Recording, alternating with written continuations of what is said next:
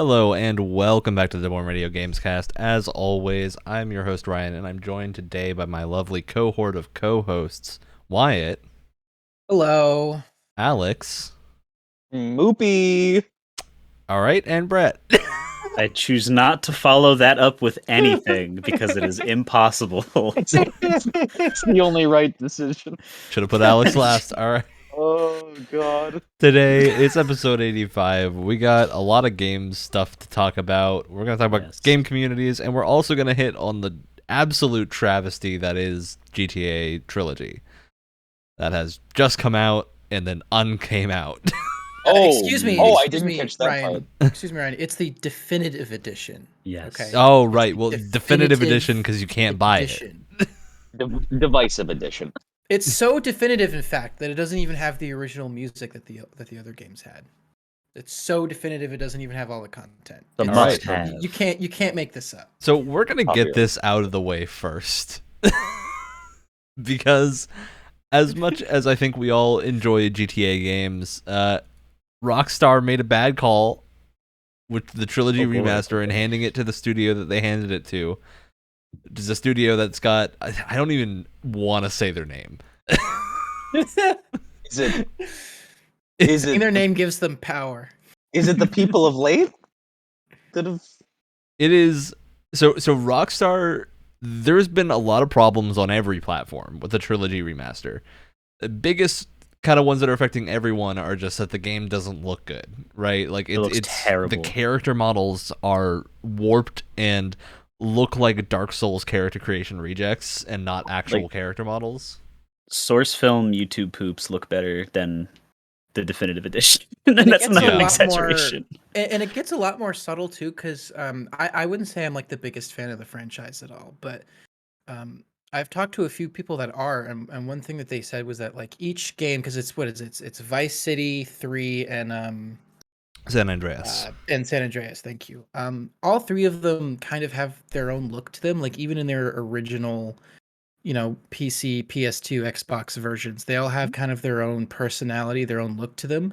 And the problem with this is that they all received the exact same coat of paint, so there's no like distinguishing factors in their like in their visuals anymore.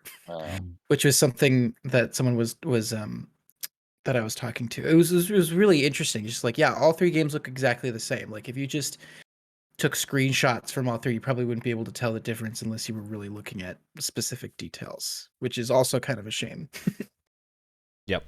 So the general gist of why this has happened is the studio that this was outsourced to, called Now Grove Street Games, formerly War Drum Studios, also handled the Xbox and 360 and PS3 remasters of San Andreas and mobile ports of a bunch of games that were also very bad. None of these ports have been high quality, and this is just the latest in the terrible ports that this sub company that's been contracted out has done. We talked about the character model issues. There's a ton of issues with just the games being buggy too, to my knowledge. And then there's the PC platform side. So PC, it released on PC, was there for 2 days, but the Rockstar Store launcher, whatever they call their social club platform that you need to launch to play the game, has been down and was down for the first 2 days, and then they pull the Trilogy from the store, so you no longer can play it even if you own it at all. It doesn't even show up as being owned. That's incredible. Wow. In the day following this, there have been a sequence of reveals, we'll say, related to GTA 5 that are incredibly strange. So first of all, the minigame that originally it was a modded minigame known as Hot Coffee, which I'm sure most people here are aware of. The minigame to do naughty things in the first GTA Very games. controversial. Super controversial. Almost got the game banned from a lot of platforms when they were first coming out on consoles. They just found those files in the GTA Trilogy. So, Hot Coffee somehow got reintroduced to the game. It's now gotten pulled again. Damn. It's incredible. My This- expectations were low. It But also, holy, on PC, data miners found that there was a bunch of music that wasn't in the originals, as well as dev notes that were put into the scripts and whatnot. So just tons of things that should not have been in the shipped game. And then, of course, almost the whole source code leaked Yes. yeah. immediately after. It's this is so wild to me that It's just a trash fire. knowing how the industry works, I feel like there probably was QA for this, but At least a little bit, yeah. maybe it just wasn't listened to, and they were like, "Oh, it doesn't matter. We'll push the game out." And Well, then it's you're- been pulled you're- from sale from PC. So Such an interesting. imagine Like, go for it. imagine going to your QA testers and saying, your ideas are stupid. We don't care. And it's such an interesting point of comparison for the the Mass Effect remastered trilogy, which like was a complete success, I think, in almost all metrics in terms of revitalizing those original three games and staying true to what they were, while also making changes for the better to kind of adapt them into a modern setting more. And so you just have this wonderful like comparison. It's like, here's the right way to do it, and then here is the absolute opposite end of the spectrum. Yep. God, you know, Every there's single way. there's probably enough remastered trilogies that we can do our own episode on that. Oh Probably man, could. You're probably right. haven't we done one about like remasters versus like Versus remakes, I think Yeah. yeah, specifically. we talked That about that was as part of an worth, episode. For Final Fantasy VII, right? Yeah. I think so. Yeah. General reception of the game terrible from everyone. It's gotten a 64 now on Metacritic. It was at a 58 for a long time. Oh, that's high. So that's my reaction too. I have not seen a single person recommend this game, and yet the score seems Yeah. far higher than it should be. I don't know. Didn't they also pull the originals from Yeah. from Steam as well, or from just the PC platform in general? So they did the whole Warcraft 3 Reforged thing where you can't even Makes get sense. the original anymore. Makes sense. That seems like the worst move possible, so of course that's what they do. I don't want to say for Exactly. certain because I'm not 100% sure. I think there is still a way to get them, but I'm not certain. Torrenting. Well, we can't recommend that on the show, unfortunately. No, we can't. We cannot. So, as of right now, it looks like you're limited to the remaster if you want to get it, and you still can't play the But game. even on, but is it available now on PC, or is it still? I mean, you can buy it on Steam. I don't know if you can actually. I'm not going Play to the it? store page to check. This is. Oh, It's not a game I want to spend a lot of time debating. It's weird too, because I remember when they originally like announced this, we had covered it. It was like a couple of episodes, like 3 or 4 episodes ago, and Ryan and I, we were like, you know what, like the art style's interesting in terms of like kind of remastering the sort of more like goofy character designs and stuff. Yeah, they from went. the They went for the original. cartoony look, which it was a good choice compared to going for straight realism. Just 'cause these games But are horribly you know, executed. handpicked moments in that horribly trailer. executed. Handpicked moments in that trailer looked a lot better than it does. I mean, even in the trailer, Yeah. it didn't look that great though. That's the thing. Like the environments, I think looked good. That was the Yes. main thing that I think most people are kind of agreeing on. Faces. Look pretty good is environments. it's nice to have like modern lighting, especially Yeah. for games like this. Like I think where remasters really look nice is if you really like either just really punch up the lighting or even redo the lighting. Like it can honestly change so much. Because modern without lighting changing and a much of higher anything else. resolution makes things feel better. It's so that's why one of the Yeah. easiest things to do to get like go play the original Half-Life and then play the Source version.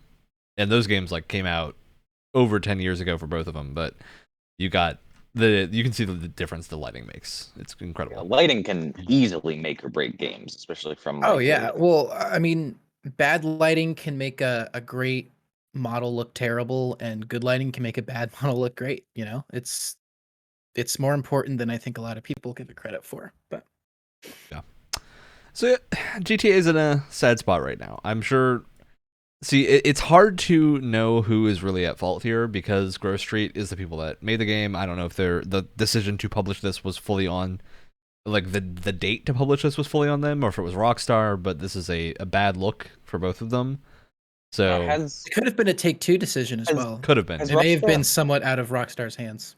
Has Rockstar done anything with like more of the like another GT Online expansion thingy? They always do. I feel like there's they've been a been bunch pumping of those out pretty regularly. They have. Yeah, Rockstar's doing stuff for online. I think the main people that aren't getting what they want from Rockstar right now is single player people, but you know, games take time to make, and Red Dead 2 is an incredibly in-depth game. So if the next GTA or Red Dead is going to be like that as well, then give them time. But the horse balls were worth it. The horse balls were worth it, 100%. Has anyone out there given like this remastered trilogy like a horse balls out of 10 rating? I don't know. That'd be just great. Someone Wouldn't that be probably great? Do you really want to be the first, Wyatt? Do you truly want that I burden? just thought it would be like a funny.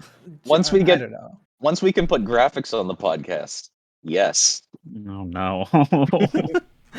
All right. But just for that game, anyway. I'm gonna move us on to the rest of the small amount of news we've got this week. Steam Deck is delayed by 2 months. They're into 2022 now because microchip shortage, all the part shortages are affecting them as well as everyone else. So it's gonna be delayed by a also, bit. it's a first time hardware release, which is always a complicated, expensive endeavor. And doubly so during a pandemic. Like they gotta But have like some even supply putting line that, issues. even putting that aside, on a good day, it's still complicated, expensive, Yeah. strange. So Forza Horizon 5 came out. And you That's know what right. it proceeded to do?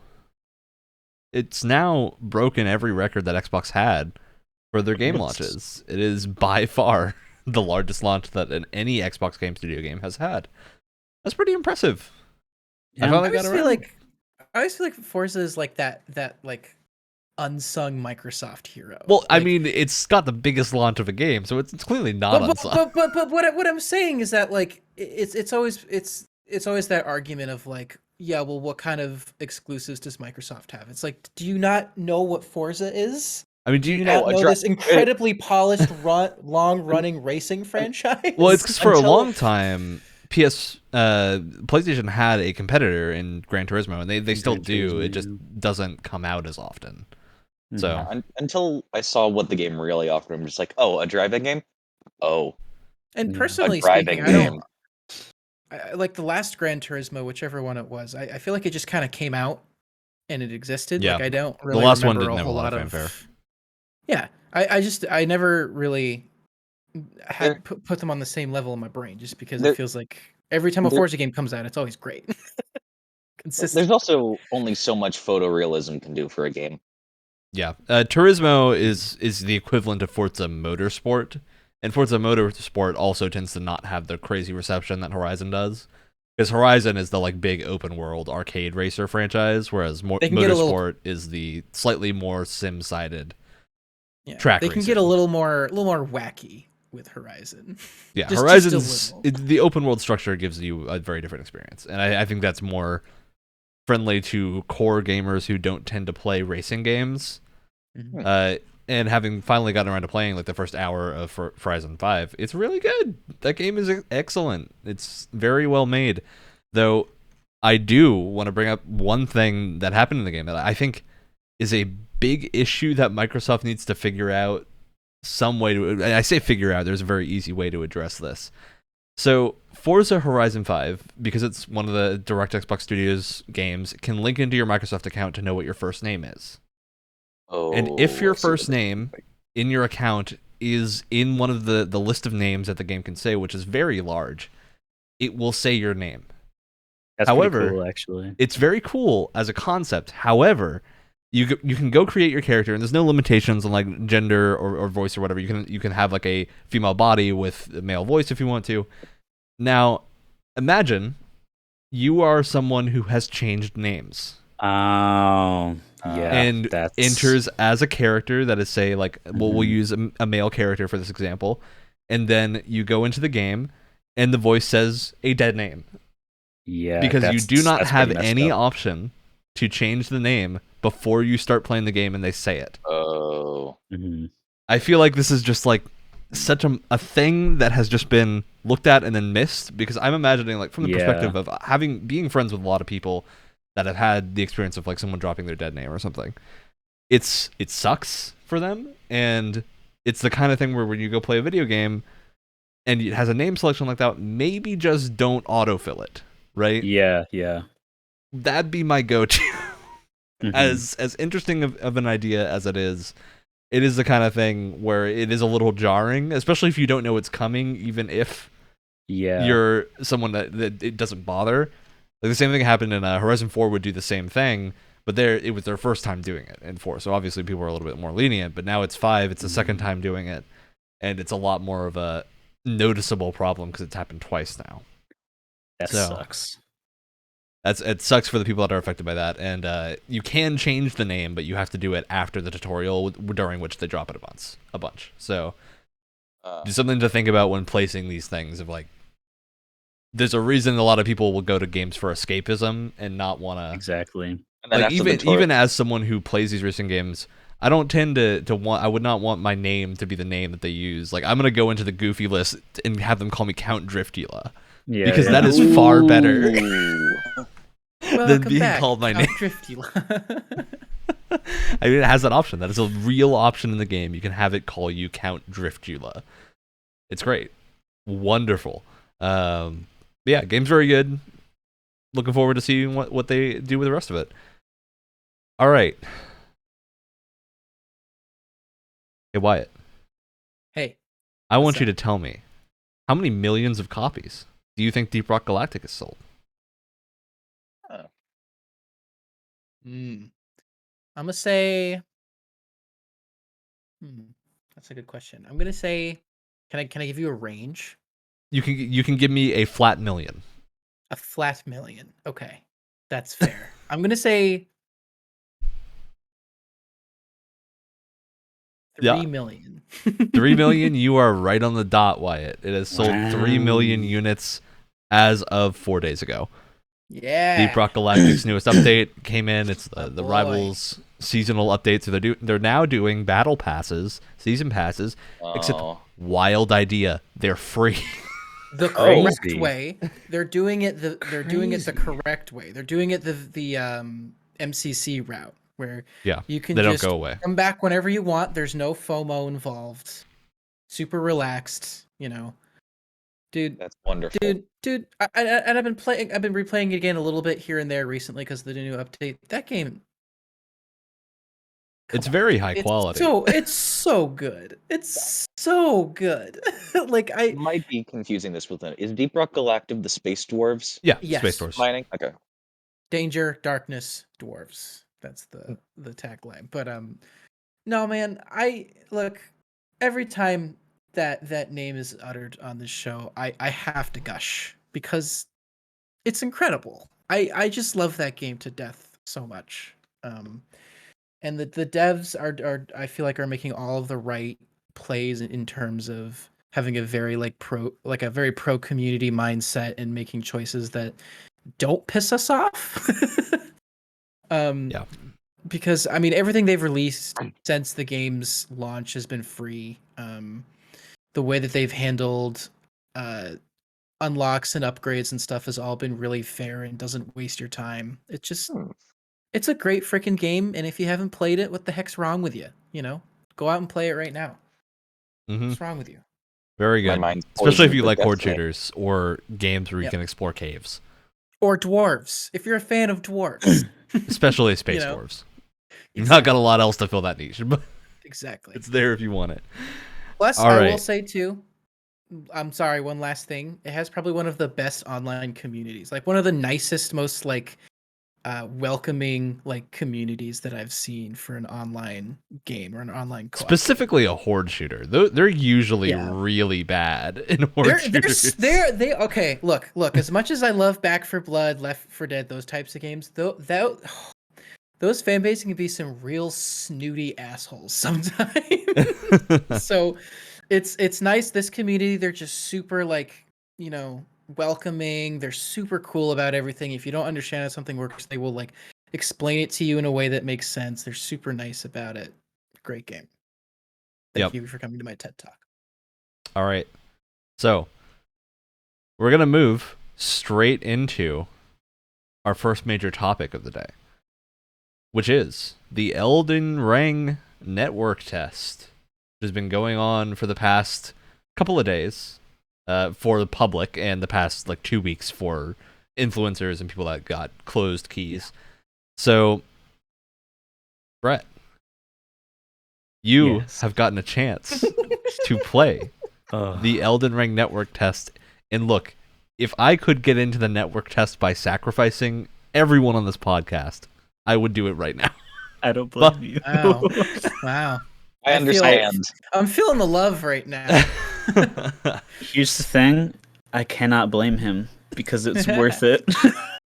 It would be worth it. I hope I'm not overhyping it by saying that every moment that I am not playing it, I wish I was, because at this the test you get 3-hour increments at sometimes very inconvenient times during the day where me or the other person that I'm splitting it with are not awake because it's 6 a.m. or something. It's I'm not gonna play Elden Ring at 6 a.m. You want to actually enjoy it. Exactly. He did, but I mean he's crazy. But yeah, you get little 3-hour ish segments, give or take a few minutes, and then they hard cut you off. They say the network test is over. You got to wait for the next session, kind of thing. And it's I don't even have I don't have a thing to compare that to. It's the overblown metaphor. It's just any other game is I'm 100%ing Shadow of the Colossus, and I'm playing more Star Ocean. It's just I wish I was playing Elden Ring right now. And it's so sad because my God. Ring. Oh, Elden Ring. Just because I'd people have been pretty vocal about not wanting to hear specific things about it, and it's not like we're on the subreddit for it or anything, so you have the opportunity to not hear things about it, so I'm not going to be specific or spoil anything. But it really does, it's so rare that a dev team announces something and then it comes out and it's just everything that they actually promised, and that never happens nowadays. It literally never does. It's incredible. Also because dev teams talk a lot. Galactic. Yes. I'm playing it on base launch PS4, so OG Trapezoid. This thing, I joke with my friend about him having the Ace Combat 7 Special Edition because it sounds like a jet engine when he plays it. It's beautiful. It ran better than Dark Souls 3 or Bloodborne or Sekiro on it, and it loads faster than any of those at launch, and it has a bigger world to load at the same time. So I don't know what.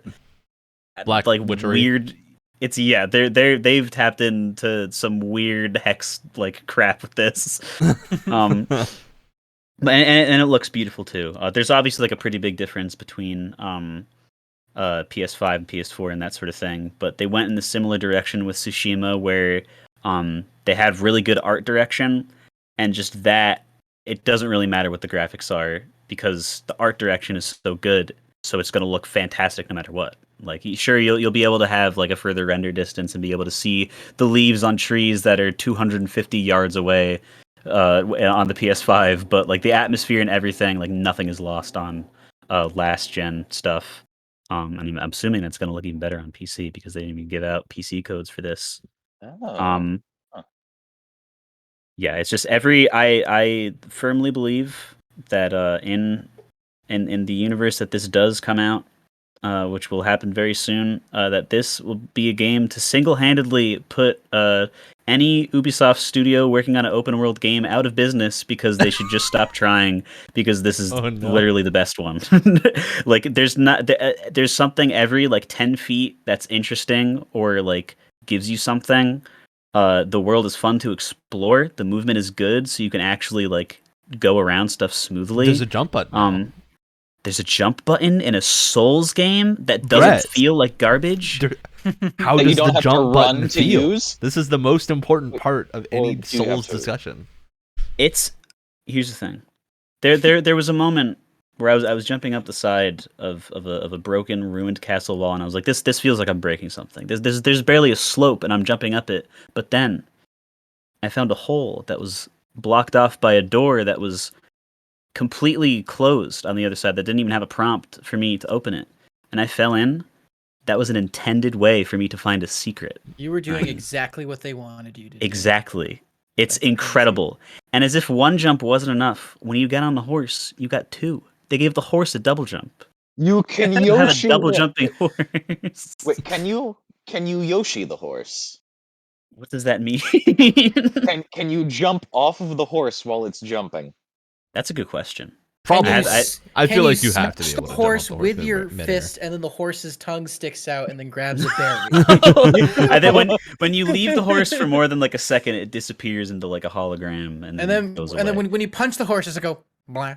yeah. The Yoshi's Island music plays and everything for the whole game. Great.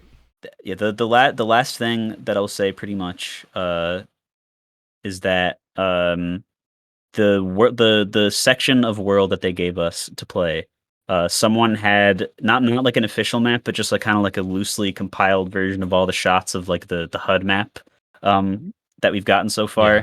and they had a blue outline around the section that they gave you in the tech test. This is the northern section of one area on the tech test, and I will remind you that we do not know what the whole map looks like, and already the tech test is 1/12 of the size of the entire game, and people are finding 30 hours of content to do in it. Oh no! And I can't believe I'm it. so excited, bro. It's insanity. Oh no, it's good. It feels like I'm a crazy person. It feels like I'm completely like schizophrenic or something, because it doesn't sound like what I'm saying should be true for a game that's coming out in 2022, but it is, and I just like what's gonna beat it? What does anyone else expect to do? Just stop. This is the best. This is the end all be all game. Nothing else that can ever come out in 2022 is gonna beat it. And they have 3 months to fix any bugs. It's like this is an Bugs? actual network. Where are test. they? Yes, exactly. Well, It makes me so disappointed that we now need to. You know what? Before we go into the depressing final bit of this segment, Yes. I want to go into the fun final bit, which is, hey, Elden Ring looks really cool, and Brett, the fun thing about that one area you mentioned just now is that I have seen other people playing this get in that same area in different ways. Oh, that's awesome. So That's I know there's amazing. more than one way to access that area. I'm not going to spoil it because, why would I? I didn't figure it out. I did the cheesy way. Well, no, it's still intended. The Well, other yeah, way but is I mean, just as like- cheesy. Oh, good. Good. But yeah, I do want to mention we learned a little bit more about how stuff like summoning works, where there's specific Yes. monuments in the world that enable you to do the larger summons to get like a group of enemies to make it so that you aren't fighting 10 things at once with all of them focusing on yeah. you. Yeah, 'cause because that if would you be don't rough. want to stealth one of the enemy camps, like there's like a solid 20 guys coming at you, and it's not like But they've why said would- that they want it to be easier than a Dark Souls game, but it's literally just 20 Dark Souls enemies coming at you at once. And if you're just a guy, Oh, I mean, like that gives you no option for other than stealth. But if you want to run in, then you can summon friends to run in with you that help a lot. So it should be like that. Yeah, it's very cool. The magic looks incredible. That's always my big draw to Souls games, is seeing whatever crazy spells they come up with. Mm-hmm. Usually the problem is the crazy spells that look really cool aren't good. Why is that, Ryan? Could this be a segue? This will Could be this would be a segue if we didn't have to talk about Battlefield first. We need to talk about Battlefield. I don't even care about Elden Ring, and you just already just ruined me. can I ask for one last quick thing Yeah. before we have to go on to that? You had Yes. to do it. What class did you guys play, and why was it the Bloody Wolf? I actually didn't, because I knew that my friend was going to play the Bloody Wolf, and I didn't want to play the same thing. I played the Sorcerer Knight guy because I also wanted to use the magic. Just because they went with the Demon Souls remaster route, where instead of being like glowing like orbs, they have like runes that shoot out actually. So they're like super detailed looking, and they look really sick. Interesting. So yeah, I picked the Magic Boy. Gotta get that detailed magic. Hey Ryan, Yeah. I have a question. Yeah. Do we have to talk about Battlefield? we don't need to talk about it for long, but I just want to say, Okay. man, what we thought was going to happen has happened. And the impressions of Battlefield are all pretty, I don't necessarily want to say overly negative, but more just whelmed. They're not overly anything. Can we also just point out, most of us here, I think, in fact, all of us here have that 10-hour trial available. Because we all have Game Pass. None of us have played it because that is how. Okay, to be fair, it's not because we don't want to play it. It's because we're waiting for a moment where we can all get together and play exactly the to record and stream it. but also like if here's the thing, like even if that were still the case, I probably still would have played it a little bit without you guys because I would have been really excited to play a new Battlefield game. I am so unexcited and just so I'm actively afraid. There's nothing in my system that says I want to play this game. I'm just imagining, go back and look at our reaction, because we live reacted to the Battlefield the first trailer, because that was at E3, and we were so excited. Yep. So excited. And because then, in the back of my mind, I was like, foolish back I was then. like, back in my mind, I was like, here's something that hasn't happened to a DICE game in a number of years. The entire studio working under one title for multiple years too. An extra because they've always been separated between Battlefront and Battlefield, right? Yeah. And we've seen the issues with that, where they're constantly moving people around from team to team. This time, it's like they're given like an extra year and a half. You got the whole studio behind you. This should what be were most of them doing? Amazing. Sleeping, apparently. I don't My God. And before I say something else, White, here's why you made a good choice by not doing that yet, because the trial does not work like a boost does in Battlefield 4, where it only tracks over time that you are playing the game. It's like when you start it, that is your 10 hours. And when 10 hours of real life time go by, it has gone. Yeah, because I used an Xbox trial for Hunt Showdown once, and I went to go play it a second time. It ran out. So that might have changed, because I used the trial to play Titanfall 2 originally, and that definitely didn't run out. But it might be different per game. Well, just to be safe. And it's like I've been replaying Battlefield 1 recently, which is my personal favorite Battlefield, and it's also just playing that game alone is just like twisting the knife that's already in the gut of 2042. Because same with 4. Yeah, same with 4. I'd even say like if you play 5 even a little bit, just kind of it just kind of brings it over a little bit. But like a little twist. It's not a full wrist. All right. Yeah. For me, it's a full wrist, not for everyone else. It's just like a little twist and jab, you know. Yeah, anyone who thought that this game was going to be a major improvement over the beta, like you lost again. You're a fool. Maybe it is a major improvement over the beta, but that isn't saying a lot, right? But the thing is, is that it's like people are like, oh my God, it's so buggy. It's like such a mess. It's like, that's not what worries me. I have come to accept that a Battlefield game will release in a bad state. Battlefield 1 was a diamond, a brilliant, shining diamond in the rough that will probably never happen again. What is it? Does beta imply that they're still going to make changes and improve it, or is it a demo and this is a taste of what you're going to get in the full game? Well, that's what betas are. It was a technical test, is what they called it. They had a beta as well. Sure. They had an official beta as well, from what I. They've also had the early access period, because it's a Battlefield game. There's like 3 tiers of releases you can do to play the game. I think this is the day that we're recording right now, the first day that the actual game is out for everyone. I think the actual game is out for everyone on the day this podcast releases. Oh, okay. So he's got. I think so, but I'm not 100% positive. You've been able to use the trial on EA Play for the past 5 days or so, as of recording.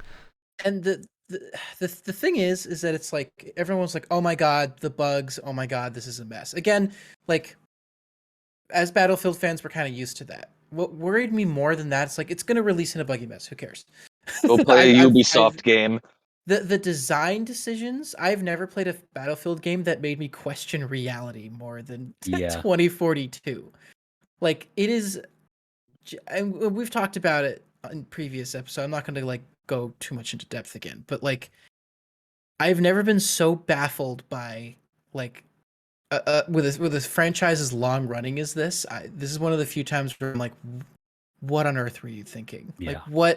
what is happening? Like, I forgot who pointed it out. It was some like YouTube personality, but he said this game has a lot of like reverence for itself and its history, but also none of it at the same time. Because the I portal think that was mode, a skill up. I yeah, watched that too. no, but that's perfect. Like that, It he is. puts it perfectly. It's like the portal mode is such like a beautiful chef's kiss love letter to the franchise because it covers all these different eras from the series past, and it Yeah. has all these great like remade maps and all this stuff that people love.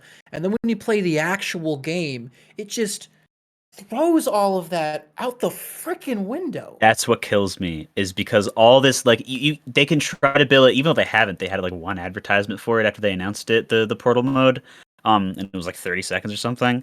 But you can hype this up to be like, oh, we're really like all the old fans that have been with us since Battlefield 1942 or whatever. Like we still we hear you, and this is like, you might not like the new stuff. This is it for you. You can't say that because it's in a side game mode of a game that costs $60. Yeah. And yeah, you have promised updates for it, but when the core gameplay design of the main game is this flawed, I don't think any of those updates are going to come out for Portal unless that really is the only thing that people end up playing. Yeah. And I forget. I think asking $60 for Portal is Yeah. more. I mean, more really. If you're going to be buying all the extra stuff, is Oh like yeah. ridiculous. It's atrocious. Just Yeah. like insulting, honestly, because you have this whole other part of the game. I would say Portal makes up like what, a third of the It's game. a third, yeah. Yeah, and you have these other 2/3 where it's just like these other 2/3 are not a Battlefield game to me. They're I've different described games, it. Yeah, I've described the other 2/3, the actual part of 2042, as an The thing you're buying the unholy- game for. Yeah. Exactly. I've described that section of 2042 as an unholy combination of Battlefront 2 and Ground War from yeah. Modern Warfare. Like, that's what it feels like. Just this giant map with just chaos. Just absolutely like unorganized chaos. And it's Like, not fun. Are It's we not. talking in like giant as in like Brett hates open world games giant? Like, Giant it's trying as to in these be feel like they were cool. designed to be battle royale maps. Oh. Well, Which is the ongoing theory. Yeah. That is the rumor. You see, there has not been a DICE dev to come out and say it, but I mean, there's so many arrows pointing at it. The only game mode where the specialists work very well The everyone reviving. is the side, all that kind of stuff. the side battle royale-esque game mode, Hazard Zone. So the theory right now is that the whole game was supposed to be basically just like that sort of, maybe not exactly Hazard Zone, but a battle royale like type thing, kind of like Apex, where those kind of more hero characters would fit more, and where their abilities that like they'd be able to be in a more like overpowered for like normal Battlefield standards state, because it's a battle royale and that asks different things from squads and stuff. But then I guess at some point, like someone just realized like, oh, they gave us like 2 or 3 years to work. This is the next battle. This is the Battlefield game that's supposed to like help after 5. That's gonna make people want to play the Battlefield game again.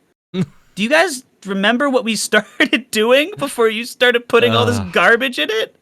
And I that must have happened like couple months before the tech test or something, and they're just like, oh, we gotta we'll cut this section of the map off. Boats? We don't have boats. Boats in a battle royale? What are you talking about? Okay, we'll just put it on the island. There's water on the outside. No boats in it. We'll just put it there. What's cool? In a cylinder, a rocket. We can model that in like 10 hours or something. It goes off. It doesn't make a sound. You can ignore it if you're not paying attention to it, even though it's a rocket going off. That's great. Oh no! You can ignore it. We have to record sound effects for this rocket going off. It's okay. We'll just stick a microphone. We'll just stick a microphone. That was louder than the rocket going. We'll just stick our microphone in the public bathroom and someone urinating, and that's about the effect that it has on the map. All right. So before Literally just this sounds like becomes someone just taking a piss in another the wind. full Like, episode that's of how Battlefield, impactful it is. I gotta move us on to our game, What we're which saying is is- don't buy it. which is Please, unfortunately please. a Battlefield related game. So we all know Battlefield 2042 has opted to cut classes and include specialists.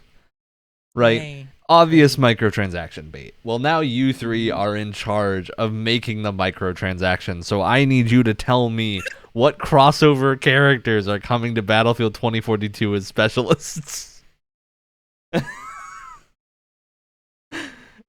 Are we doing like skins for existing specialists or like Oh no, these are brand new new specialists. ones? They're new Oh, so- specialists. Yeah. So they're Okay. gonna have their own mechanics and everything. Yep. Just Okay. give me the characters that are most appropriate for this crossover that would How- make the how do- most how do- money. How does it work? They have Oh, like a money. they have like their own special gadget and like a passive ability or something. Basically. Right? Right? Okay. And then you can give them whatever the heck you want because classes doesn't matter. Yeah, classes anymore. don't matter. Nothing Even though- matters even though anymore. even though they call them like assault and support for Just a name, God man. knows what reason. So I got this, but you guys go first. That scares me. That answer All right, scares me. who's ready? Who's ready aside from Alex, who has deemed that he will go last? All right, I'm in. I've got a real blockbuster here. Real blockbuster. We're gonna do a callback to one of the greatest live action films of all time, and I'm not even being sarcastic about that part. Incredible. You're gonna have the Speed Racer specialist, and you're gonna be able to go to the middle of this map that has nothing in it and no cover for like 60 feet in every direction because that's what having 128 players means, is that there's just nothing. But so you that see, can it's fit not everybody. because we've had MAG before. Everyone forgets about MAG, and it had like 500 players, and it was great. Nice. But All right, anyway. Brett, continue. How are you going to get around the map the fastest? You're going to call in the orbital drop instead of a tank for the Mach 5, right? And you're going to be able to use all the gadgets. The regular Speed Racer used a gun in the original show in like 1895 or whenever that crap came out. He used a gun, so he's going to use a gun here too. And he's pissed. He used the gun and he had a monkey in his trunk. He always has a monkey in his car. And you can that the instead of passive? being no, he has that's Drunk the monkey. the third side seat, like the turret yeah. spot in like a Jeep. You can have another player in Oh. the trunk, and he can operate the things that the monkey would operate, like opening the trunk. And that's pretty much all the monkey ever did. Great. Picking out one of the lamps, picking out one of the backlights to signal that he's being kidnapped. You know, I was half expecting you to go as soon as you said live action. I was expecting Tom Holland's Nathan Drake. Oh my god! Well, that's what I was expecting for Alex to say. So my brain didn't even consider that for more than a second. All right, Would have Wyatt. been good. Yeah, ready? I'm ready. Yeah. I'm gonna do a double crossover. I'm gonna go overboard with the crossover Mhm. potential here. I'm gonna have Rabid Peach. See, I was expecting you to go even mildly serious, something like Doomslayer. No, Rabid Peach.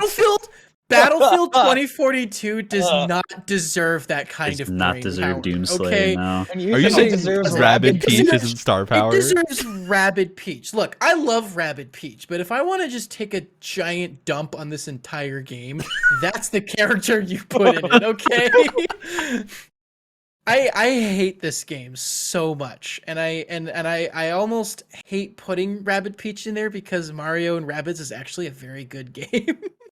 But if we're going for absolute meme, like this game is never taking itself, this franchise is never taking itself seriously again, put in No, Rabid yeah. Peach, and it's gonna be great. And she can throw her wig at people and be all snooty on her phone as like an idle animation. It'll be wonderful. And also be like 2 feet tall and have that size hitbox so nobody can hit her, and it's just like garbage. It'll be like that stupid EOD bot from 4 that everyone would ride around in and like fucking attack your shins with. Or It'd be great. BB-8 in Battlefront. Yo. Yeah. Oh my god. It's Oh so my dumb. God. All right, Alex, save us from this nightmare Rabid Peach zone.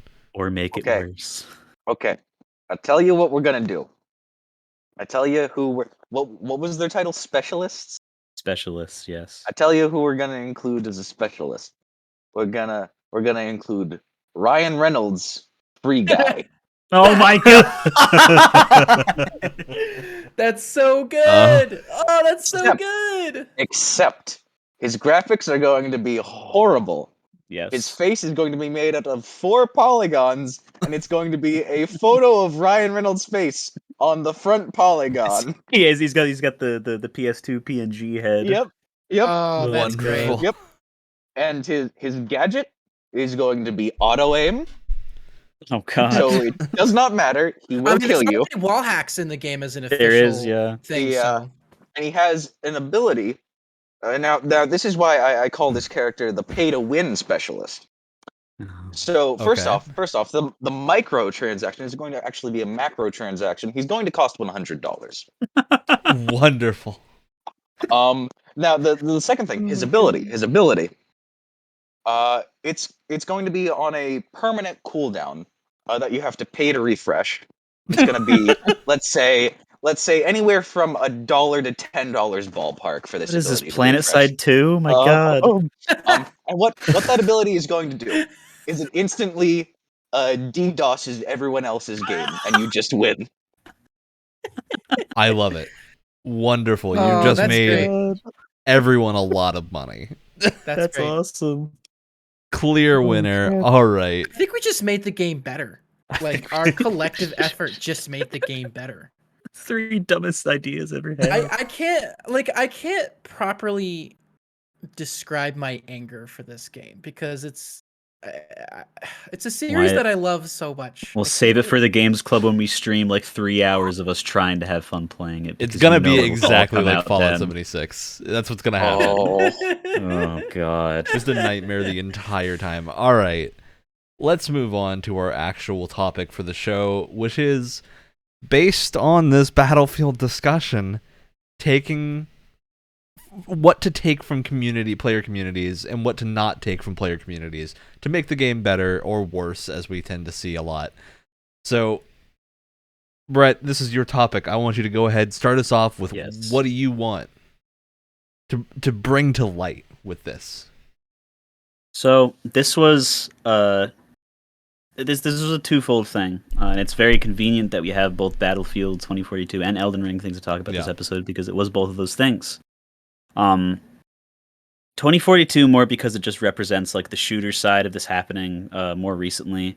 But I think the main thing that really got the gears turning for this was with Elden Ring stuff. Because when this was, I started thinking about this, and I think I might have posted it on the day that all the YouTube influencers were posting their first videos about it. When they had already had a couple days to like play it and get a feel for it and record a bunch of stuff and prepare videos and that sort of thing.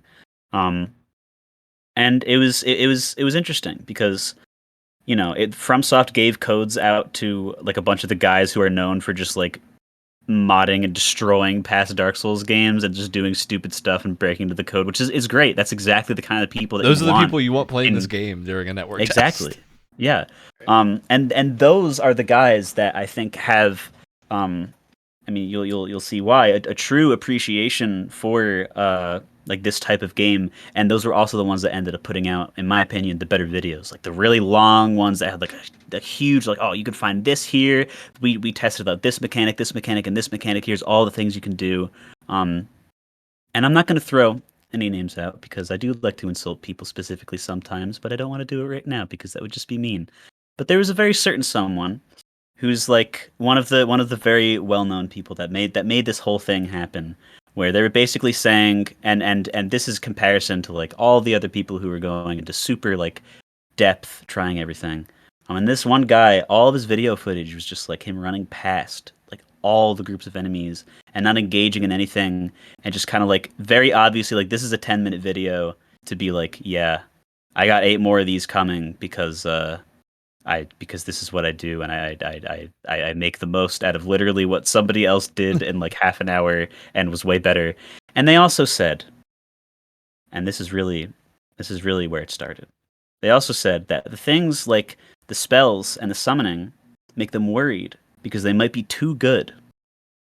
And then I was like, well, that's the dumbest thing I've ever heard, because that is what that is the thing that people say for every single past FromSoft game that is in the Souls lineage, where it's like, oh my god, this like, I just keep thinking back to Dark Souls 1, how like spells are really good, and like the hexes that are in the game, like certain ones are just like super overpowered and feel really good to just like all those hard enemies like that are like 100 feet away from you, just like dark beat them or something, and they'll just die in a few hits. Like bosses go down way too fast. That's overpowered. When bosses get killed in like 2 hits by something, that's where I draw the line. But then every single game that came out after that, you know, that's like Dark Souls 1 is huge. Then you have people that are like, oh, the spells are too overpowered. So what does FromSoft do? In Dark Souls 2, they're pretty good. And then in Scholar of the First Sin, the second version of 2, they're scaled down. And they're just kind of like, eh. And then in 3, the spells are all, eh. And then every other version of Dark Souls are things that have those spells in them that aren't just the regular, like, quality build. They're all just known for being, eh. So they Unless kind a of boss... they kind of overcorrected themselves based Exactly. Well, is it on like feedback. with just general class making and things in FromSoft games? Is it to the point where like the only thing that's either enjoyable or worth doing for damage output is like the naked Zweihander thing? Um, Not entirely, but certain runs, like if you're not doing like if you just have like a Zweihander with like an element on it or something, you're gonna have a lot easier of a time than someone who's doing sorcery only. Hmm. There are a lot of areas that I love in certain games that I started to not do because I started doing sorcery only runs just to see what would happen, and they're clearly not balanced around magic because magic is not very good. In order to make in magic most good in a games. Souls game, you have to like min max the game to hell and back. Yeah, Yes. I feel like it's magic is only ever meant to be supplemental. But to then you have builds. the problem of a lot of the magic takes so long to cast, and is obviously it Yeah. doesn't work Yeah. unless you invest in it, right? You don't invest 60 levels into int if you're not doing only that, because that's 60 levels. You don't have anything else. You don't have room for any other stats to hold like a Which sword is or why they something tend to that's pretty put like good. a couple of int scaling weapons in every game, so that way you have a melee option, Yeah. but that doesn't fix the core problem of there are people that want to play just sorcery, right? Yeah. And that you can't do that if you require them to go to a weapon to be able to do damage. Mhm. So Well, you were talking about like the guy playing the sorceries are the spells are too good. Do you think it's feasible to do a magic only run in Elden Ring, or is it still from what meant we've to be seen, supplemental? 100% should be. I think yes, you absolutely should be able to, because this game, there's shown evidence abound that this is the most build variety that they've ever attempted, and rightfully so, because it's the biggest world that Yeah. they have. They should give you the most freedom possible. And This so looks like far they're they taking have. a lot of hints from like Dragon's Dogma in a way of Yeah, like that's what I've getting heard a some lot of, crazy yeah. magic and like abilities. Oh, interesting. And Yeah. And that you have like really, really awesome stuff. Like you just summon a huge dragon head, and then just a giant just puff of flame just keeps shooting out of its mouth. And we're like huge dragon. We're talking like 10-foot tall spirit dragon head summon over you. Like, do you want Yeah, me to it's right summon over your that? head. Yes. And I just get the feeling that this guy and so many of these people that are agreeing with him and similar things that have happened to other games just want something that spectacular to happen, and then the fire comes out and you can kill like one guy with it. Like what is the point? You have this whole huge spectacular animation. You can turn into dragons in Dark, and I think all 3. You can do it in 2. Yeah, I think it's all- differently. And they give you abilities. You can do the force. yeah, like, in every arc Souls around game, you. there's like a hidden path to turn into a dragon. It's but I understand you being confused because you do it as a challenge run and never any other time because it's not good. Yeah, Because they it's intentionally not good. it's nerfed into oblivion, and it's not the kind of game that needs that. And I know exactly what's going to happen if the timeline goes such that FromSoft listens to the extremely vocal minority. Then it's going to be like every other time where everyone's like, "Oh, spells! This is going to be great," and then the few people complain about it and ask for them to be toned down, and then the game comes out, and everyone's like, "Why are the spells so bad?" For the most Because you complained about it. for the most part, it's a single player game. Stop complaining about things being overpowered. And like Yeah. they did do Please. Dark Souls 3 in particular had a few really good Hmm. options for some builds. So there were sorcery builds you can do in that game that worked pretty well. And it definitely was a step in the right direction compared to 2 and compared to Bloodborne didn't have a lot of options and that kind of thing. So seeing them go with like in 3, the build that I had the most fun playing was a pyromancy build. But then there are certain things that happen in that game where you hit just like a brick wall and you can't do anything. So because they're the most resistant to notable fire. one, there is a demon twin boss enemy Yep, that is exactly. near immune to fire. And there was like one pyromancy spell for a good reason. Like you think pyromancy, they're all fire. Yeah, that makes sense. So when you put an enemy that is almost immune to fire, and then you have like one pyromancy in the entire game that does maybe not fire damage, but it's not very good. It's a bad spell. But you have to use it for that fight because otherwise you can't beat the boss without running out of spells. Or you just need to pick up a weapon. But because you spec'd into pyromancy, your weapons are awful. Yeah. So unless you want to really remember all the things you put into pyromancy, and the only then go to reset, pyromancy baby. weapon that's really good drops from that boss. From the boss. Oh no! Yep. And it's not like it's And not that- an optional side boss. It is a main boss in the DLC.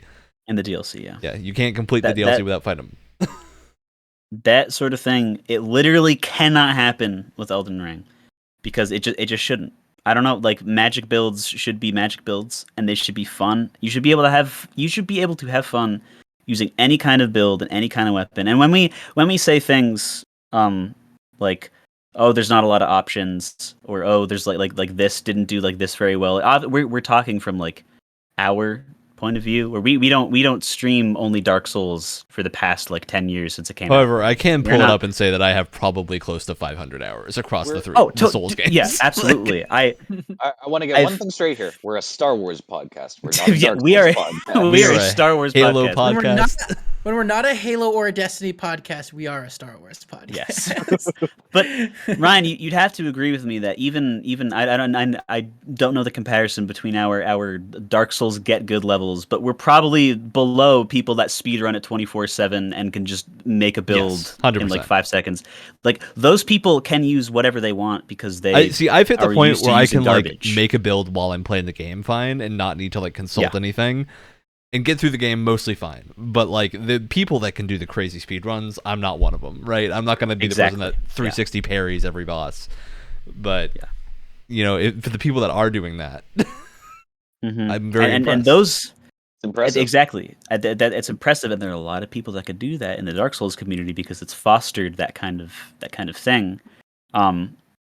Those people probably don't care because if the spells are bad, they're gonna use them on a run anyway because that'll get them views on Twitch because it's impressive to see someone beat the game with something that is bad. But I don't want the spells to be bad because I don't do that. I want to use Alan's that runs are Moonlight Butterfly entertaining. Arrow Rain they showed in the trailer on every single enemy in the Yes. game and have an amazing time. Yes, I do. Because that sounds incredibly fun. I feel like that's one of the hardest decisions you can make as a developer, though. It's like it's really important to listen to your community for in terms of what they want from you from either that game or like future releases. But at the same time, you're also in that position where you have to be the one making those decisions, right? And so where's that line drawn in terms of Yeah. like, well, we got to listen to our community here, but we feel as though as the people who are making this game and kind of guiding this franchise along, we feel like you should go in this direction. So it's like where Mhm. like It where sucks you go, because Yeah. you know? It's- It's such a tough You're- line. It sucks because you're like an adult to a toddler. You can't tell them to shut up.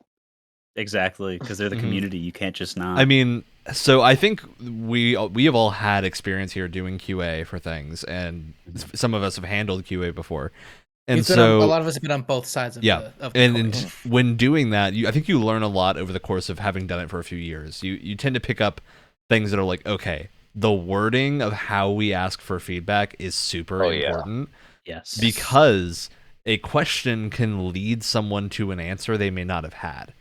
So if you ask someone if an ability is under or overpowered, they might think of something that they wouldn't have thought of and like put it there, not because it was that way, but because you've put the idea in their head. Whereas if you just ask them to please write down an ability you felt didn't have the impact, then they'll need to remember something that didn't have that impact. And so it'll be a little bit more You're involved for them.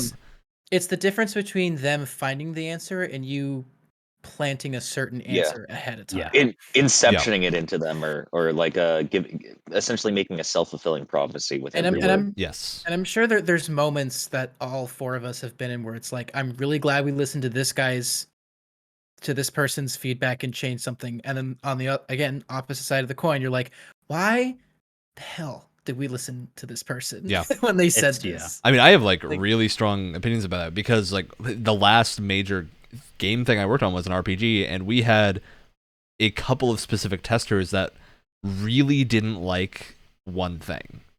Except that one thing was like the core combat loop Oh, idea of like You know, having that the different small- characters with different abilities and whatnot. And you have, if you listen to someone going that like these characters are difficult to understand, you then need to think about, okay, well, is the problem the game, or is the problem the fact that I just had like 30 minutes with these people to try to get them to understand the game, right? Because sometimes that's the issue, right? It's not a thing Yeah. of you might be dropping someone into a game at a later stage to get their opinion, except if they've never played the game before and it's a complicated game, their feedback is going to be more negative than if it was something they were familiar with, because they haven't had the time to naturally experience the game. But then you have the opposite problem of if you have testers at a company that are hired to do that and are testing the game repeatedly over the course of development and going from start to finish all the time, they're now too good at the game. Yeah, Right? they're used to it now. They're used to it, so they aren't going to have the same feedback on difficulty that someone playing through the entire thing for the first time is going to have. Mhm. And that's when you have to separate testers who have played your game before and are familiar with Yeah. it and new people, because Yeah. there's so different the amount of it's feedback that you get from both. good to have a rotating crop. And Exactly. the thing that makes me pretty Exactly. confident is that this is billed as a network test, and they've stated specifically Yeah. for Elden Ring, they're looking for feedback on the multiplayer features and PvP and stuff. So I think that is kind of leading people to get the right things from this and talk a lot about how things are affecting PvP that may not seem bad in PvE, but probably need a little bit of PvP tuning, of just like maybe you- giving the player themselves some magic resist or something against other players, so that Yeah. way you can't Yeah. one-shot someone with an ability that's meant for bosses and whatnot. That'd be I guess that would be an effective way of like giving players resistance as opposed to trying to Yeah. nerf a spell in PvP and have it not. Well, be it's touched the in take a PvE. lot of MMOs do, of sometimes separate balancing for PvE and PvP is a really good thing, and it does take more work. Destiny. It does take more work, but it About to really say that. I prevents. was just about to We're- say that. we're- Got God, something if stuck you in your throat there. God, if you give Yeah. me an inch, I'm gonna have to talk about that. I I'm didn't- so I tired. didn't say anything. I don't know what you're talking about. I mean, hey, when we were storyboarding this episode, that was Destiny was part of it in the chat. Yeah. So I think that we've said most of what we want to say about Elden Ring, which means, hey, Alex, Oh boy, we here I go segued you killing time. nicely. Oh, yep, yeah. Yeah. With Destiny has an ugly habit of listening to the vocal minority. With a lot of, and it's the, I haven't noticed it in other forms except for weapon balancing. I think they've been in general. I think they've been improving in other areas for the most part. There are some very notable exceptions, but weapon balancing. They keep listening to, and they every every season there's the meta, which is still, you know, at some point exactly the same. You have shotgun apes. You have people that apparently gave battle eye cataracts and love using auto aim on snipers. Um, they never nerf the right thing either, and it's almost always nerfing. Like recently, like this is the only thing that's stopping me from saying all the time. Recently, they started buffing other things, but I'm certain they're going to be nerfed into the ground sooner or later. And there's like with the seasonal meta rotation things, there's always hand cannons are always going to be meta no matter what, because it's not like they're the perfect supplement to a build. Them in themselves are just a perfect build because of their absolutely absurd range and recoil and things like that, and giving other people flinch Dude, I still gotta, every time we talk about Destiny and balance, I have to bring up Prometheus Lens. Because, still, my favorite weapon to use in that game.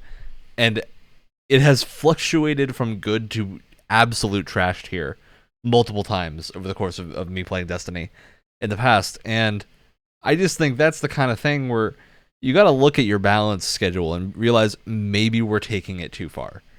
Right? Yeah. Because you do hear a common kind of saying in design where a heavy recommendation for buffs and nerfs is to nerf or buff something twice as bad as you think you should first, and then go back in halves to make sure you hit the right point. But that advice is supposed to be taken during development. Yes. Not when the game is live. Yeah, not when you are 100% going to have people screaming at you. Yes. For whatever decision you make, no matter what. You should be doing that to your weapons every 2 seconds. Yeah. Do you guys every 2 remember... seconds? Except you get the same thing for 6 months this time because we delayed Witch Queen, so it's an extended season, so the meta lasts longer. Do you guys remember when they I think this was a Destiny 1 thing where they pushed an update through, and then everyone was like, "Whoa, these guns! What did you guys do?" And then they released the numbers, and they we adjusted the damage by 0.000003, and there was just the increments were so the decimals were so small, and it wasn't like someone found this out strictly. It was no, Bungie publicly posted it on a graph. And everyone was like, "Do you think we're stupid? This is literally useless. You put out numbers that are so much smaller than 1 that they do not change anything at all. Well, because they're just mathematically no different than what's currently in the game. It's just so confusing." And I think one of the I got it. One of the main things that they try to do, because they do buff things a lot and nerf things a lot, but they've been taking to buffing things, I think, a lot more recently, but for the wrong reasons.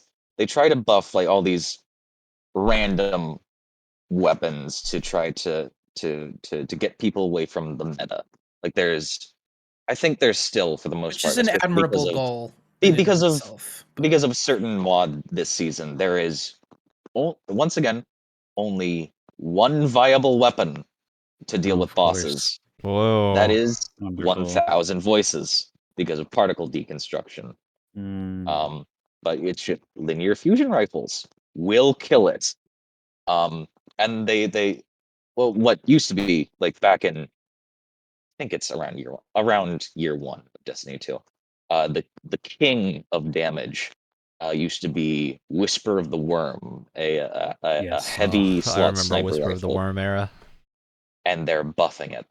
They're buffing it back. I tried to forget. But the thing is, they are only buffing it by 10%, which is not even going to get it close to the damage. And they're improving the catalysts to give you more ammo back on precision hits and being able to pull one out of thin air, so you're able to have that sustained crit damage longer. I don't think, and it's coming in the December update, I believe, but I don't think it's going to help with getting people away from using linear fusion rifles this season, because that mods define the PvE meta. PvP meta always stays the same, but mods define the PvE meta, and it's because it really seems to me like Bungie's gotten to this cycle, the same cycle that has happened to Path of Exile before and has happened to Warframe before, where these live service games get into this idea of, okay, we now need to get into the mindset of buffing and nerfing things repeatedly every season, essentially, to make sure that meta changes. And I'm just like, maybe just focus on bringing things up to par. right? Yeah. There's another thing with listening to the fans where people might find an interesting build or something that isn't meta, so it's fun to use. Or I don't know, maybe meta is fun to use. I don't. I will judge you on what type of weapons you use, but I'll say I won't. Um, but there's a bunch of like cool things where you can use sidearms or a really obscure legendary bow or things like that, and these interesting uh build combinations. And then streamers and people will vocalize this Yep. to hell and back and just plaster it all over their video thumbnails. And Destiny and Bungie goes, oh well, let's look at how many people are using it. All the people who watch these streamers are using it. We need to buff it or get rid of the synergy now. Yep, that's another thing that started this is it's a different game but same prospect where they have a very similar attitude with Bungie where they just they buff and nerf things to mix things up. And this is of course Apex Legends, and one of the things that infuriated me and made me think about this a long time ago is I'm a revolver boy. I'm old school. That stuff will always be satisfying. My man, the wingman, man. the classic Titanfall sidearm, the wingman. It wasn't even overpowered. It was just good, and it's not really like a full auto fun. gun. It was fun. You had to be very accurate with it, and if you had the extra mod on it that you had to find by going to the right places or getting lucky, then you had to get perfectly accurate headshots with it for it to do like even something on the same level of crazy damage. And I'm just gonna say it, Shroud, you bastard. You are the reason that they nerfed it because everybody watches these huge streamers. Names now. I know, I'm mad. And I have to wonder how much of that is that the wingman was overpowered, which it may be a little bit, right? Maybe a tiny bit, but not So tone it down a bit. nearly as bad as they made it out to be. Yeah. How much of that is it just people liking the fantasy of revolvers, right? That's always a thing where I'm like, maybe your player numbers for this type of weapon are huge, but maybe that's because people really like revolvers. I want to be a Put in another cowboy, one. god damn it. It's why when people Exactly. complain about hand cannons being good in Destiny, I'm like, well, hand cannons are fun. Yeah, Exactly. they are fun. Especially, unfortunately, I'm a hand cannon boy. I like my palindrome in PvE. I just suck in PvP. I don't do PvP anymore. That's why. Well, that's the Um, trouble when you have a game like Destiny where it's like Also, we're Dead gonna Man's share. Tale, which is I want to be a cowboy, but at long range. Mhm. That's the problem with a game like Destiny. It's like, okay, we're gonna have a PvP side, we're gonna have a PvE side. We're gonna share all the weapons, and it's like now you have to make this choice of like, can things be balanced or can things just be fun? See, Because the it's thing is, really hard to strike that balance to make something balanced and fun. You either have to have Yeah. one or Both. the other. You know what I'm Yeah. saying? So one- like one of- as soon as you have that PvP element, things become a lot less fun because you have to make sure that everyone it Mhm. really equal. it really sours it. It's I heard this expression from a friend group, which is we're gonna have our cake and eat it too. But in order to do that, we need to regurgitate it back onto the plate. Yeah. And I think Fitting. an important thing to think about with this type of community feedback is And develop breakpoints. anorexia. So in any kind of game, breakpoints exist basically, where you hit a point where 3 shots doesn't kill the thing anymore. Now you need 4 shots, right? So functionally, attack speed doesn't matter unless it reduces the number of hits you need to kill something, right? Yes. That is the idea of breakpoints, and it's in everything. So when you take something like the wingman, which killed in like 2 shots if they were extremely well placed headshots at close range, Usually 3. usually 3 at With, medium like, to white any helmet or usable something. range with a regular helmet, and then like 4 if you've got better gear, 5 if you got the best gear. When you nerf it to the point where everything is now taking 2 more shots, you start hitting the point where, Oh. okay, now I need to reload. Because Before they I also can actually reduced kill it to only someone. having 4 bullets Yep. in it instead of 6. And that's where they get you. And that's where, okay, well, now my time to kill is that plus the reload or me switching weapons. If I switch weapons, well, now I don't get the cool wingman kill because it's fun to use that gun, right? So that's a super important thing in every game, is considering that. And that's like the Dark Souls thing. Goes back to that. Dark Souls, breakpoints are everything in Dark Souls, right? Yeah. Where you just need to hit the point where you have enough equip load to equip the armor you want, you have enough strength to use the weapon you want, you have enough dexterity to hit the right thing, and you have enough intelligence to use whatever spells you want to use, and then you can stop, right? Because you've hit the break point where you're going to get diminishing returns past that, or it's just going to do nothing. And a lot of the problems is that these breakpoints aren't always known. So Path of Exile has a huge issue with this specifically because there's a couple mechanics in that game that revolve around breakpoints that are just impossible to comprehend, right? So imagine Life Leech, right? Life Leech is a simple idea in a game, right? You hit something and you get health back, okay? Path of Exile has a few twists on it. So you leech health back over time. It's not instantaneous because they don't want you to, always be immune to damage by doing damage, right? Since in an ARPG, you're killing tons of things at once, right? Otherwise, you'd be immortal. Slurp. So you leech it back over time, basically an inverse poison. But then you introduce a whole bunch of other issues when you do that. You now have the issue of how fast does it take to go back to full health? By default, it's like 5 seconds, I think. You can heal a maximum of 20% of your health a second, right? You can double that, or I think it's 10 seconds by default, and you can double it to 5 seconds. But then you have the issue of, okay, well, if I double it, was this leech coming from? So then you have another stat that determines what percentage of your maximum health you can leech back from a single hit. And I think it's like 3%. Which now means Life Leech is basically useless on any weapon that doesn't attack quickly. Right? Because you can only leech back like 3% of your health, and if you're attacking once every second, that's not enough to hit that breakpoint. So you would get that problem. But then you get the other problem of now you can also scale it by increasing the amount of health you leech per second based on that. So if you get 3% of your health back, you can double that to 6%, but then you're still limited by the 20% that is limiting how much you can get back per second.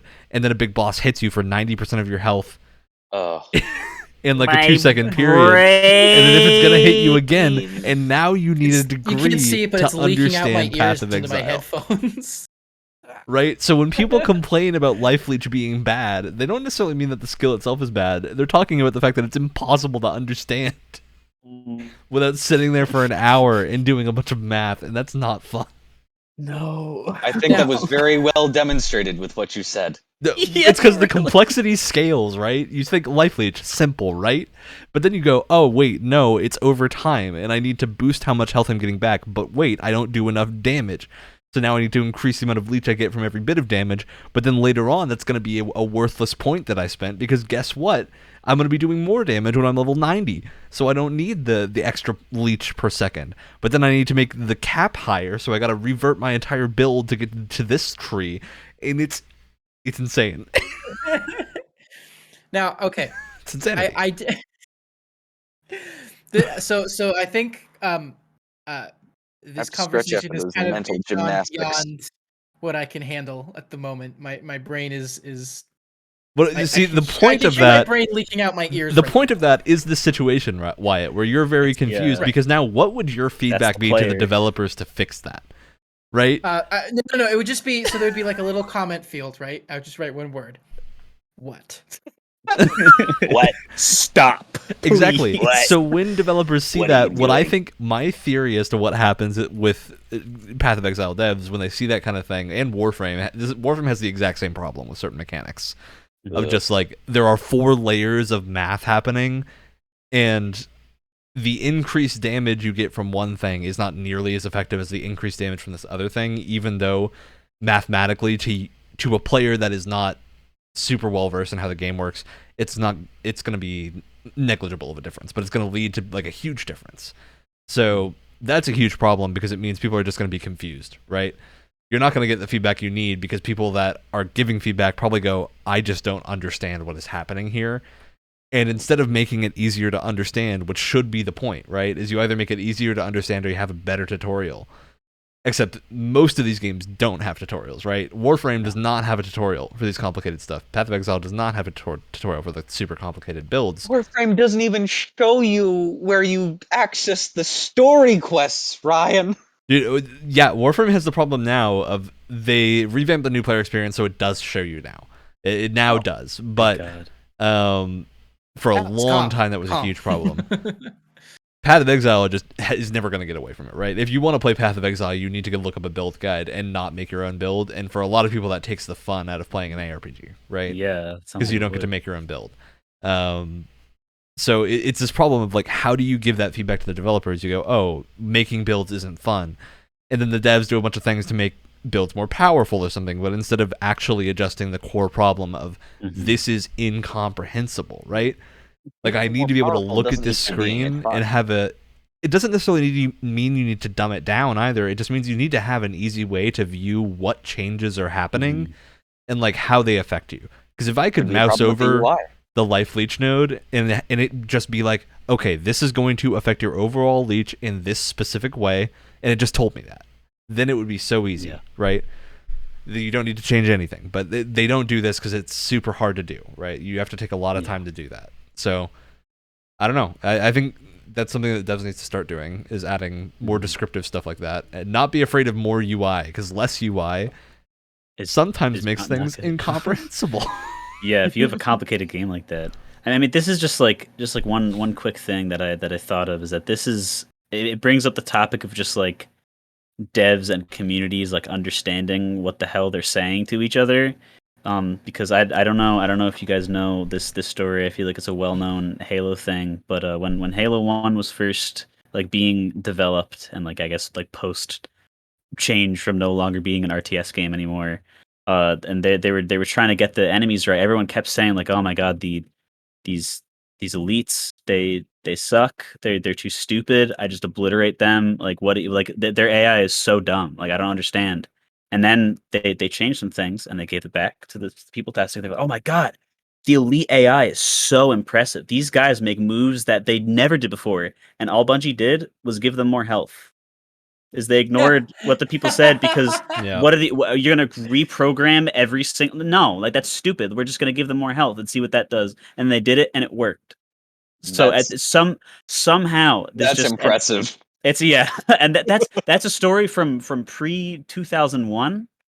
Sometimes things do not get better. Sometimes they get worse. So I don't know. There has to be some kind of way, and you think it would just be as easy as like leaving a note, but like you said, sometimes people are just so confused that they don't even know what they don't even know, and they say what. The problem is that now. The problem is that sometimes trying to like quantify back-end game development can be such a difficult task, because you're changing the smallest things that so many like people who just play your games don't even like fully understand are going on. You know what I mean? Like sometimes you're making changes that are just so like, how do you even describe it to someone that isn't like already in the loop on that team with you? It's like you're using this lingo, you're saying things that make sense to people who work with you. But if you're trying to describe it to people who just play your game, it's like, here are the changes we made. Sometimes it's like, I don't even properly understand how to like describe it in a way that makes sense, because it's just, sometimes it's such a small, minute change that like affects so much. Like that was one issue that my capstone team and I had occasionally, was sometimes we were like, we don't really understand how to like convey the changes that we've made in a way that makes sense. We could just say that we've changed things, you know, and sometimes there's a disparity there where you don't really know how to describe it. Yeah. If that makes sense. Definitely. Yeah. I did want to bring, so this kind of comes away from balancing, but while we were talking, especially when we were talking about Elden Ring, there's this thing in my mind. Look, and I just wanted, thank you. I really appreciate it. I'm looking. We can make fun of Call of Duty until we're blue in the face and the cows come home, right? Especially the newest one. We can point out how horrible the studios are that work on it, because they are behind the scenes and everything. We can't. The thing is, when you really think about it, it must be a near impossible task to make a new Call of Duty game based on feedback that you've gotten, for one specific reason. I feel like Call of Duty as a franchise has done everything.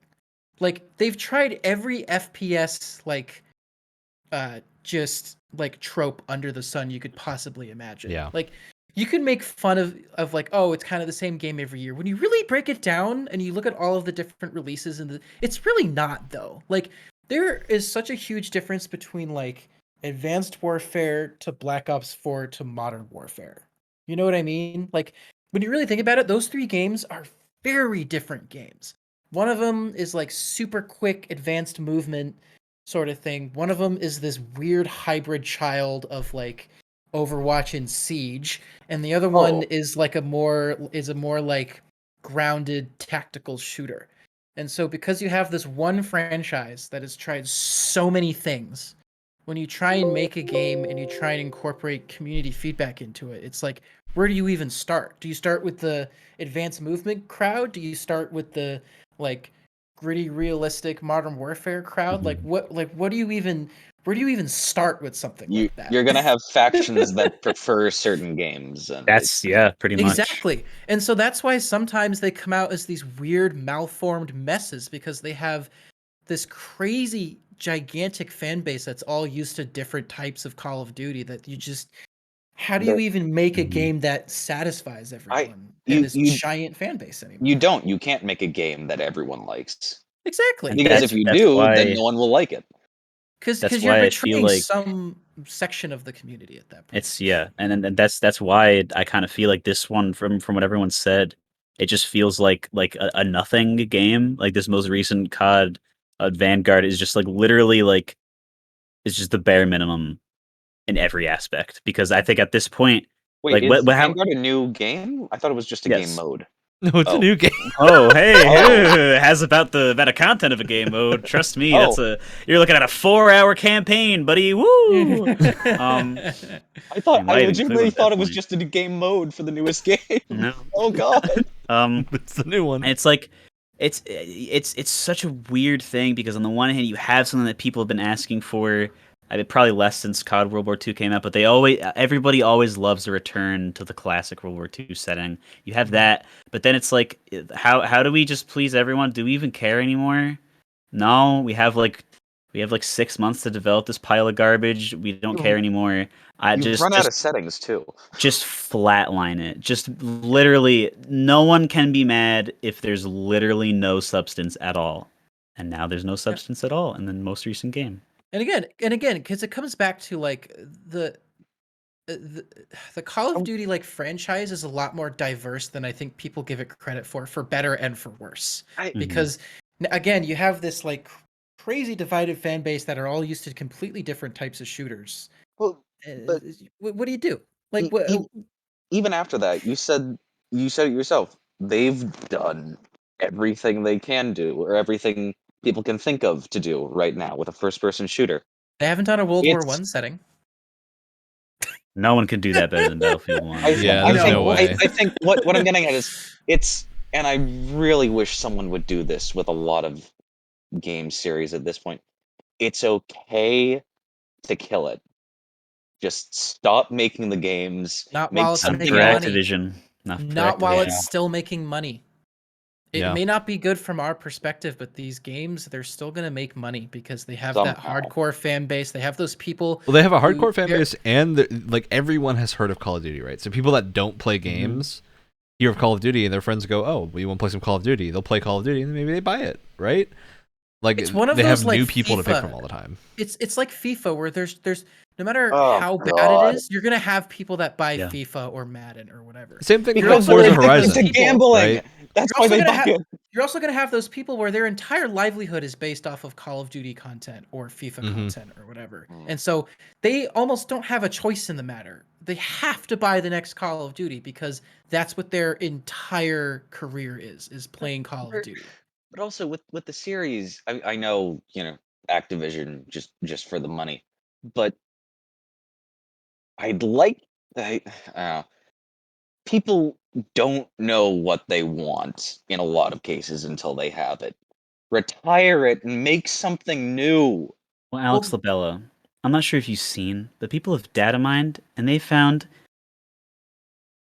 an Attack on Titan skin in the code, the Skin? shop of Call of Duty Vanguard for both the large box cutter katana and a skin for an operator.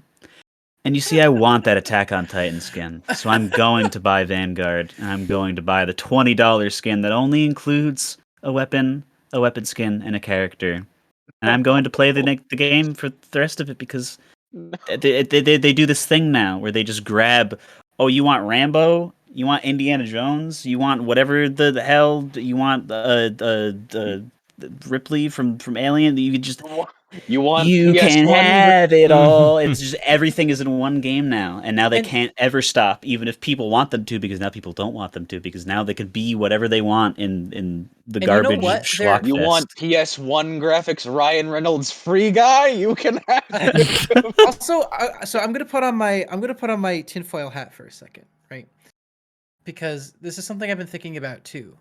Every like 3 or 4 years, Call of Duty kind of reinvents itself, right? It has yeah. like it comes out with like, okay, we have advanced warfare, we have advanced movement. We're gonna do that for about 3 or 4 years.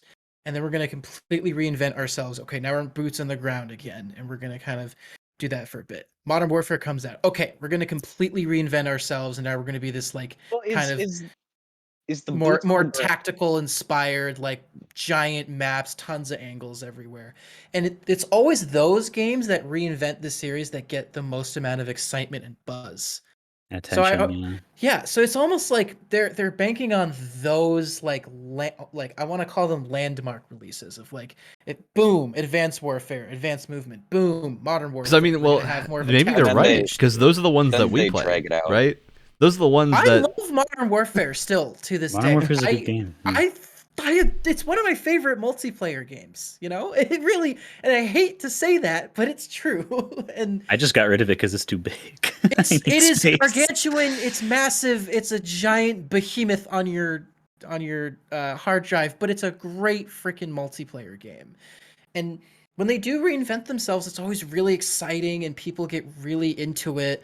Like especially when Modern Warfare was coming out, people were like picking apart that teaser trailer because they were like what's going on? Like what is all this crazy new stuff? Is like as Soap coming back, is Price coming back? Like people were really excited for it. And so it's almost like the releases in between those are just like whatever, like we'll coast They're off filler. of our we'll Yeah. coast off. We'll throw out a Vanguard. We'll throw out a Cold War and stuff. Like we'll I just forgot Cold War existed. exactly Like we had a lot of we'll fun with just- the Cold War beta, right? But then Yeah. the game released it- and they didn't have any yeah. more maps, and it was just kind of disappointing. Why and, is and there everything a man went na- into Warzone. Why is That's there a all they man care named about. Why is there a man named Soap? So Listen, McTavish. that's like early mid 2000s stuff. So That's way back. because he does a clean job. He Oh, he you clean- see, he- That's nice. clean job,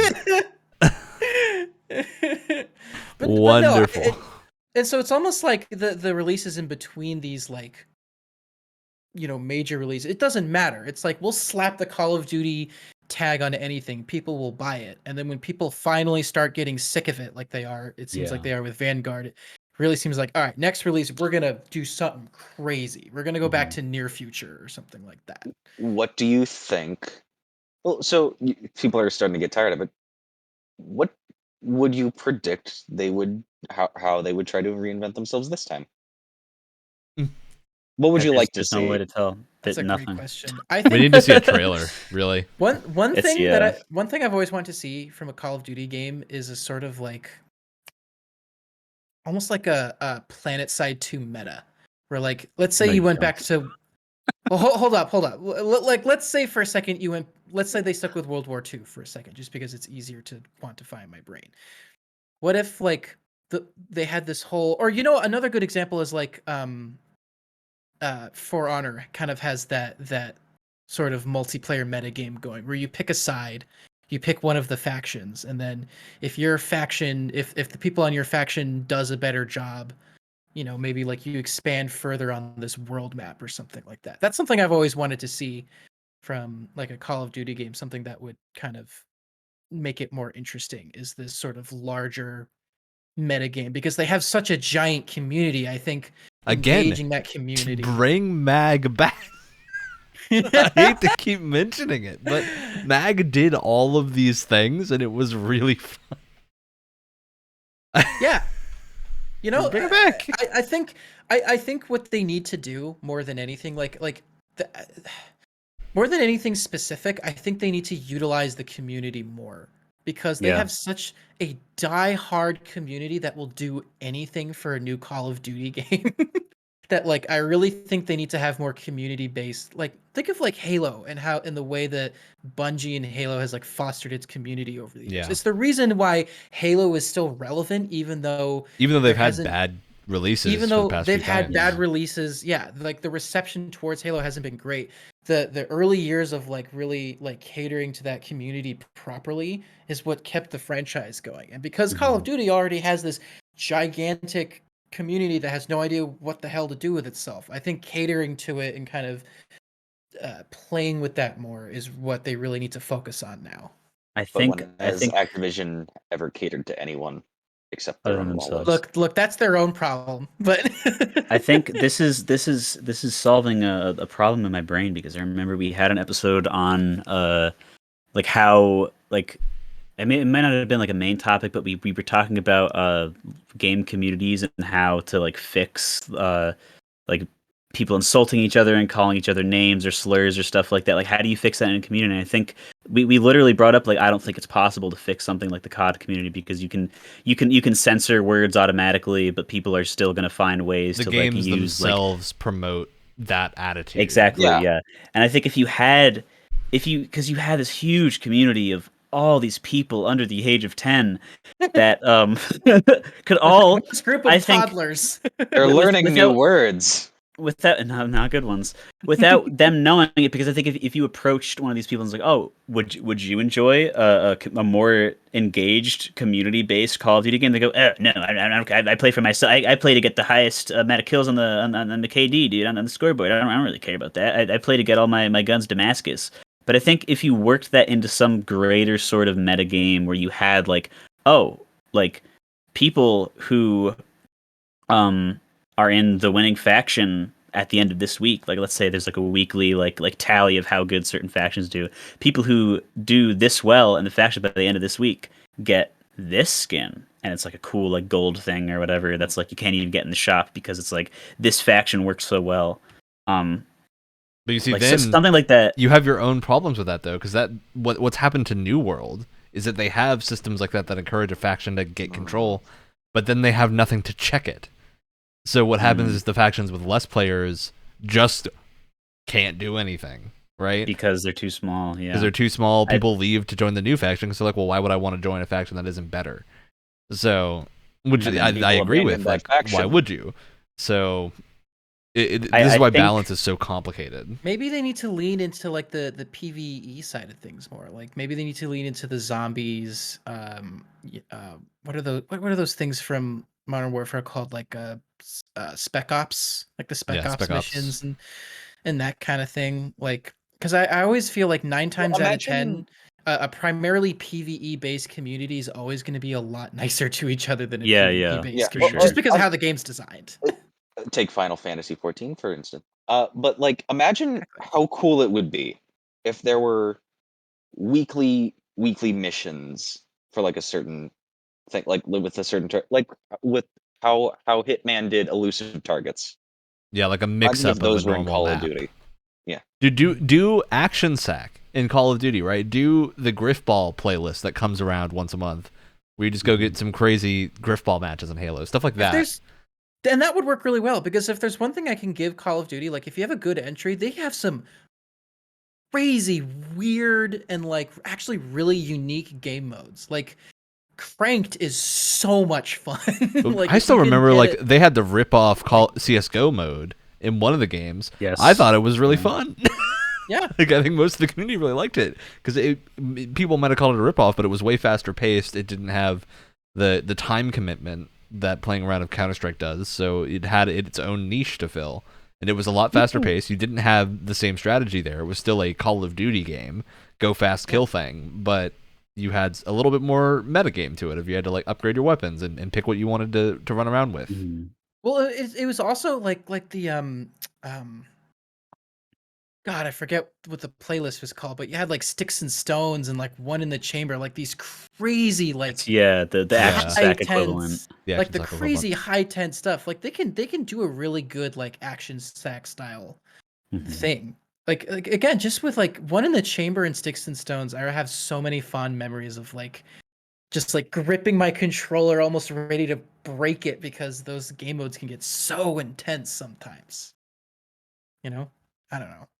Not break it by throwing it into a wall. No, but break it because I was like I was having fun. It was so tense, you know, because you were also they were wager matches, so you were betting your like Ooh. upgrade points. That's what made it so crazy. Was that in Black Ops, it's like if you wanted to unlock weapons and stuff, you would play the game to earn like what are they called, like coins or whatever, and then you would spend them on, and this was before like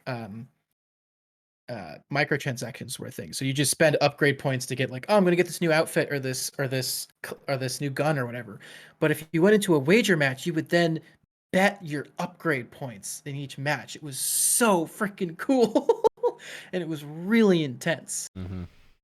All right. Well, I think with that, we've covered most of our topics. We've talked a lot about it. And I think what we've learned so far is you don't really have an easy answer for this, right? You can't just fix your game. You can't just fix your community. You have to take it on a game-by-game basis. And sometimes it works, sometimes it doesn't. See Final Fantasy XIV, it's working pretty well. Right now, Path of Exile, working pretty poorly. So... And that's flipped before. Like, Path of Exile has had seasons where it's worked really well.